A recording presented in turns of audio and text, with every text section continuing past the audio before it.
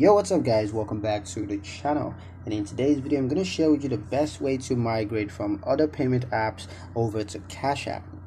Alright, so the best way to migrate from other payment apps to Cash App is to transition gradually rather than all at once. You want to start by creating a professional and recognizable cash tag and sharing it with your trusted contacts.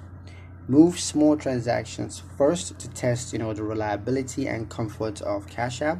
Keep other payment apps active until Cash App usage is stable and very familiar. Transfer balances methodically and keep records of past transactions for reference sake. Update payment information on platforms or with clients only after successful test payments. A slow, controlled migration prevents missed payments, confusions, and service disruptions while allowing you to build confidence with Cash App.